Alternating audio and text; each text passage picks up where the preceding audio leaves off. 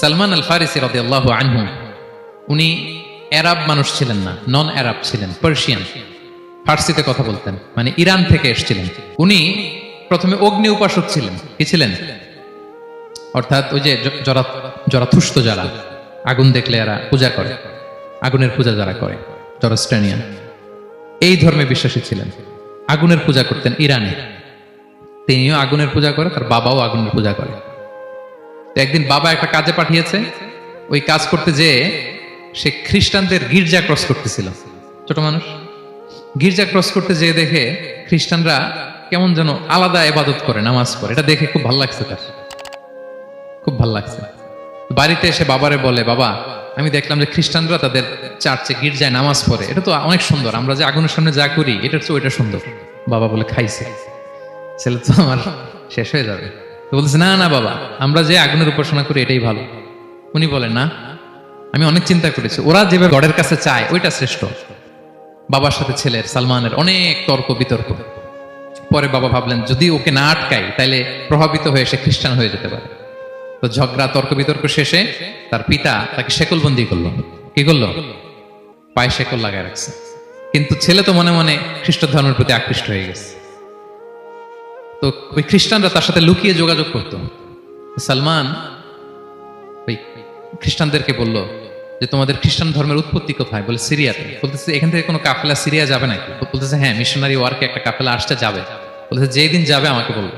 তো যেদিন যাবে তাকে এসে বলা হয়েছে তার বাবা নাই, সে শিকল ভেঙে, শিকল সহ ওই কাফেলার সাথে যে জড়িত হয়েছে। দেখেন বিশ্বাস, আদর্শ মানুষকে কিভাবে উজ্জীবিত করে। উনি চলে গেলেন সিরিয়াতে। সিরিয়াতে যে এক পাদ্রির হাতে বায়াত হলেন, কিন্তু এই পাদ্রিটা ছিল ভণ্ড। সে খ্রিস্টানদের দান সদকা নিয়ে গরিবদের না দিয়ে নিজেই খেয়ে ফেলতো। বেচারা পড়লো বিপদে, যে হায় রে, এত সুন্দর ধর্ম রে কারাপ্টেড করতেছে সে। পরে এই পাদ্রি যখন মারা গেল, সালমান সে আরেক পাদ্রির কাছে গেল। আরেক পাদ্রির কাছে গেল। ওই পাদ্রি আবার অনেক ভালো, খুবই ইবাদত করে। তো ওই পাদ্রি কিছুদিন থাকার পরে ওই পাদ্রিও মারা গেল। ওই মারা যাওয়ার আগে সে জিজ্ঞেস করতেছিল যে, পাদ্রি, এই বর্তমান পৃথিবীতে সবচেয়ে ভালো খ্রিস্টান পাদ্রি কে? বলতেছে, আর কেউ নাই। যদি ভালো খ্রিস্টান পাদ্রি তোমাকে পেতে হয়, জানতে হয়, তোমাকে ইরাকের মোসেল শহরে যেতে হবে। এবার মোসেলে যে সে আরেক খ্রিস্টান পাদ্রির কাছে থাকলো। কিছুদিন পরে ওই পাদ্রিও মারা গেল। মৃত্যুর আগে তাকে জিজ্ঞেস করছিল যে, পাদ্রি আপনি বলেন তো, আপনার পরে শ্রেষ্ঠ পাদ্রি কে আছে পৃথিবীতে? সে বলতেছে, আমার পরে শ্রেষ্ঠ কোনো পাদ্রি আর পৃথিবীতে নাই। খ্রিস্টান ধর্ম শেষ হয়ে গিয়েছে, নাই। তবে জেনে রেখো, শেষ জামানার নবী আসার সময় ঘনিয়ে এসছে। তিনি যে এলাকায় আসবে, এলাকাটা চারদিকে পাহাড় বেষ্টিত থাকবে। চারদিকে থাকবে পাহাড়, খেজুরের বাগান, মরুদ্যান। তাকে চেনার আলামত আছে। কি আছে? আলামত আছে। এক নম্বর আলামত হচ্ছে, ওই শেষ নবীকে দানের খাবার দিলে তিনি খায় না, কিন্তু উপহার দিলে সে নেয়, খায়। আর তার পিঠে দুই কাঁধের মাঝখানে একটা নবুয়তির মোহর আছে। সুবহানাল্লাহ। যদি পারো তার কাছে যে বায়াত হও। সালমান আল ফারিসি পাগল হয়ে গেছে ওনার সন্ধান পাওয়ার জন্য। কিভাবে যাবে, কিভাবে যাবে? তো উনি কিছু ছাগল পালতেন। একটা কাফেলা তিনি পেলেন, যে কাফেলা আরব কাফেলা, বনু কালবের কাফেলা, আরব দেশে যাচ্ছে। তাদের সাথে তিনি চুক্তি করলেন যে, আমার যত ছাগল আছে এই ছাগলগুলো তোমাদের দিয়ে দিব, তোমরা কি ওই এলাকায় আমাকে পৌঁছে দিবা? তারা বললেন, হ্যাঁ, পৌঁছে দিব। সব ছাগল দিয়ে দিলেন, রওনা হইলেন ওই এলাকায়। মাঝপথে তারা তার সাথে জুলুম করলো, অন্যায় আচরণ করলো। তাকে দাস হিসেবে বিক্রি করে দিল ইহুদিদের কাছে। ওয়াদি আল কোরা নামে একটা জায়গা আছে, ওখানকার এক ইহুদির কাছে বিক্রি করে দিল। সে ইহুদির কাছে দাস হিসেবে থাকতে আরম্ভ করলো। অনেকদিন পরে, মদিনার পূর্ব নাম কি দেখি কে বলতে পারে? হ্যাঁ, মাশাআল্লাহ, তো মদিনার পূর্ব নাম হচ্ছে ইয়াসরিব। তো ইয়াসরিবের এক ইহুদি, বনু কুরাইজার ইহুদি, সে আসছে ওয়াদি আল কোরাতে তার কাজিনের কাছে। এসে দেখে নতুন এক দাস পাইছে। বলছে, আমি কিনবো, তুমি কিনতে চাও? তার কাছে বিক্রি করে দিল। তখন ইয়াসরিবের ওই ইহুদি, বনু কুরাইজার, সালমান আল ফারিসিকে নিয়ে ইয়াসরিবে চলে গেল। সুবহানাল্লাহ। মদিনার আগের নাম কি? বিষ্ণু ইসলাম মক্কা থেকে হিজরত করে কিছুদিন পরে কই যাবেন? সত্যের অনুসন্ধানে যদি আপনি হন, সত্য আপনি পাবেনই, সত্যের কাছে আপনি পৌঁছাবেন, এতে কোনো সন্দেহ নেই। দেখেন, বিষ্ণু ইসলাম ওই এলাকায় আসবেন, আসার আগে আল্লাহ তাআলা সালমানকে নিয়ে ওখানে পৌঁছাই দিয়েছে। তিনি ওখানে থাকলেন, দীর্ঘদিন থাকলেন। খেজুর বাগানে তিনি কাজ করেন। আর অপেক্ষা করেন যে কবে বিষ্ণু ইসলাম আসবেন। একদিন তিনি খেজুর গাছের উপরে কাজ করতেছেন, হঠাৎ ইহুদিরা বলা বলি করতেছে আজকে ওই মক্কা থেকে কোন এক লোক নাকি আসছে কোবা পল্লীতে, সবাই বলে সে নাকি নবী, সবাই বলে সে নাকি। এই কথা শুনে উনি খুশিতে ওই খেজুর গাছ থেকে ধপাস করে নিচে পড়ছে। নিচে পড়ে মালিককে বলতেছে কে আসছে কে আসছে। এই কথা শুনে মালিক রেগে মেগে তাকে মারতে আরম্ভ করলো যে তোমার জেনে কি লাভ, যাও এখান থেকে। তার মানে সুবহানাল্লাহ, সালমান আল ফারিসি তিনি জেনে গেলেন যে বিষ্ণু ইসলামের আগমন ঘটেছে। আপনারা জানেন যে হিজরতের যে রুটটা, বিষ্ণু ইসলাম সরাসরি ইয়াসরিবে বা মদিনায় না ঢুকে প্রথমে কুবাতে ঢুকেছিলেন, কুবা পল্লীতে কিছুদিন ছিলেন, মসজিদে কুবা নির্মাণ করেছেন। তো তিনি তো সত্যের সন্ধানী হয়ে পাগল, আল্লাহর কাছে সবসময় দোয়া করতেন আল্লাহ সেই আখির জামানার নবীর সন্ধান যেন আমি পাই। সালমান আল ফারিসি রাদিয়াল্লাহু তাআলা আনহু ওই যে তার পাদ্রীর শিখিয়ে দেয়া যে আলামত তিনি দেখলেন, ঠিকই তো ইয়াসরিবের দুই দিকে হাররা আছে, মানে পাহাড় বেষ্টিত, আবার খেজুরের বাগান আছে। এবার তিনটা যে আলামত দিয়েছিল ওই আলামত চেক করার জন্য কিছু খেজুর নিয়ে কুবায় চলে গেলেন। কুবায় যেয়ে দেখেন বিষ্ণু ইসলাম সাহাবাদের নিয়ে বসা। তো তিনি বিষ্ণু ইসলামের পরিচিত হয়ে বললেন এই যে কিছু সাদাকার খেজুর আমি আপনার জন্য এনেছি, নেন।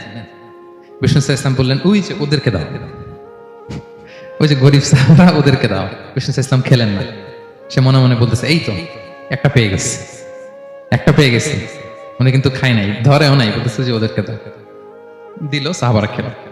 এরপর বিষ্ণু ইসলাম কুবা থেকে মদিনায় চলে গেলেন। তখন মদিনার নাম হয়নি, ইয়াসরিবে গেলেন।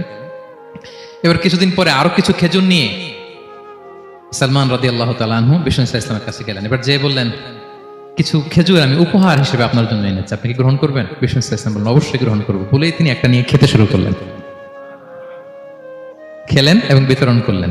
মহা খুশি, এই তো পেয়ে গেছি দুইটা সাদাকার খেজুর, বলেছি ধরেও নাই খায় নাই, যখনই বললাম উপহার খেয়েছে। এবার বাকি রইল কয়টা? সেটা কি? নবুয়তের সিলমোহর, দ্য সিল অফ প্রফেসি। এটা তো দেখা এত সহজ না, যদি এদিকে থাকে জামা পরে থাকলে দেখা যাবে। তো এটার জন্য প্রায় যায় কিন্তু ব্যাটে বলে হয় না, ট্রাই করে কিন্তু দেখা যায় না। একদিন তিনি গেলেন এবং এটার জন্য তো পিছে পিছে থাকতে হবে, কি বলেন? কথা নেই বার্তা নেই, হুট করে পিছু পিছু ঘোরা যায় না কি কারণ? একদিন একটা উপলক্ষ তৈরি হলো, সেটা কি? বিষ্ণু ইসলাম এক সাহাবী মারা গেলেন বাকিউল গারকাদে, মানে যেটাকে আমরা জান্নাতুল বাকি বলি, ওই কবরস্থানে ওই লাশ নিয়ে যাচ্ছে, সবার সাথে সাথে বিষ্ণু ইসলামও যাচ্ছে। তো এখন তো একটা সুযোগ, পিছনে পিছনে যাওয়া যায়, কি বলেন? এইবার সালমান এসে পিছু ছাড়ে না, নবীজির পিছনে পিছনে যায়, কিন্তু স্বাভাবিক যাওয়া না। একটা আছে সিম্পলি হাঁটা, এরকম না, একবার এদিকে যায় একবার ওদিকে যায় একবার এদিকে যায়। আর কোনো সাহাবারা মনে মনে ভাবে ঘটনা কি, এরকম করে কেন লোকটা? কিন্তু বিষ্ণু ইসলাম তো জানেন কেন এরকম করতেছে, ঠিক কিনা বলেন? বিষ্ণু ইসলাম সেদিন দুইটা চাদর পরেছিলেন, একটা নিচে আর একটা উপরে। নিচে লুঙ্গি আর একটা চাদরটা দিয়ে গা ঢেকেছিলেন। বিষ্ণু ইসলাম ইচ্ছে করে পিঠের চাদরটা একটু নিচের দিকে নামালেন, যাতে করে সে যেটা খুঁজতেছে ওটা দেখে ফেলে। বিষ্ণু ইসলাম চাদরটাকে একটু করে নিচে নামালেন, নামানোর সাথে সাথে তিনি দেখলেন দ্য সিল অফ প্রফেসি, মাহরুন নবুয়া। দেখার সাথে সাথে সালমান আল ফারিসি চিৎকার দিয়ে বিশ্বনবীকে জড়িয়ে ধরলেন এবং ওই জায়গাটাতে দুই ঠোঁট দিয়ে চুমু খেলেন, কাঁদতে শুরু করলেন। বিষ্ণু ইসলাম বললেন কেন কাঁদো তুমি? এতক্ষণ আমি আপনাদেরকে যা শোনালাম, সালমান পুরো ঘটনাটা বিষ্ণু ইসলামের কাছে বর্ণনা করলেন। বললেন ইয়া রাসূলুল্লাহ, এই জন্য কাঁদি, আমি ছিলাম অগ্নি উপাসক, সত্যের সন্ধানে আমি খ্রিস্ট ধর্ম গ্রহণ করেছি।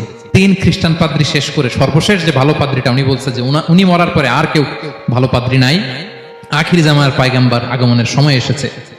পাহাড়ি এলাকা, চারদিকে খেজুর বাগান, এরকম জায়গায় উনি আসবে। আর 3টা সাইন বলেছে, উনি সাদাকা খায় না, উপহার নেয়, খায়, আর তার পিছনে থাকবে মাহরুন নবুয়া, নবুয়তি সিল। সুবহানাল্লাহ। বিষ্ণু ইসলাম খুশি হলেন, তাকে শাহাদা পড়ালেন এবং বললেন যে তোমার এই দাসত্ব থেকে মুক্তির জন্য কি লাগবে? সে বলে যে আমার চুক্তি হয়েছে 300 খেজুর গাছ লাগবে। কয়শো? বিষ্ণু ইসলাম বললেন কে আছো তোমাদের ভাইকে সাহায্য করবা? কেউ 20টা, কেউ 30টা, কেউ 40টা, সব সাহাবারা ডোনেট করে 300 খেজুর দিয়ে দিলেন। খেজুরের গাছ হয়ে গেল। আর 40 গ্রাম স্বর্ণ, এটাও দিতে হবে। তো কোন এক যুদ্ধে বিষ্ণু ইসলাম একটা ছোট্ট স্বর্ণের টুকরে পেয়েছিলেন, বললেন যাও এটা নিয়ে ওজন দাও, ওজন দিলে দেখবা হয়ে গেছে। ওইটা নিয়ে ওজন দেয়া হলো, দেখা গেল মুহূর্তে একেবারে সমানে সমানে 40 গ্রাম হয়ে গেছে। সালমান আল ফারিসি রাদিয়াল্লাহু তাআলা আনহু তারপর থেকে মৃত্যুর আগ পর্যন্ত বিষ্ণু ইসলামের সাথে ছিলেন, সবগুলো যুদ্ধে অংশগ্রহণ করেছেন। এবং 5ম হিজরিতে ওই যে পরীক্ষা খননের কথা আমরা জানি না, দ্য ব্যাটল অফ ট্রেন্চ, এই বুদ্ধিটা আসছিল সালমান রাদিয়াল্লাহু তাআলা আনহুর মাথা থেকে। এটা হচ্ছে ওনার ব্রেন চাইল্ড, কারণ আরব দেশে এরকম পরীক্ষা খনন করার ট্রেডিশনই ছিল না। উনি তো আরব দেশের না, আসছে পারস্য থেকে। ওনার এই বুদ্ধি পরামর্শ নিয়ে বিষ্ণু ইসলাম 5ম হিজরিতে পুরো মদিনার চারদিকে খনন করে এই পরীক্ষা করেছেন।